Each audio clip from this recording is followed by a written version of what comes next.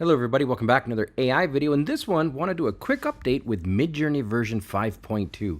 Very quickly, they've released a new diffusion-based upscaler, and you can now upscale any image by 2x and 4x. If you look at this image here, you'll see here that it says 5,824 by 3264 pixels. That is a massive, massive upscale, and if we open it up, it's bloody good. This is not some pixelated poor upscale. This is high quality stuff.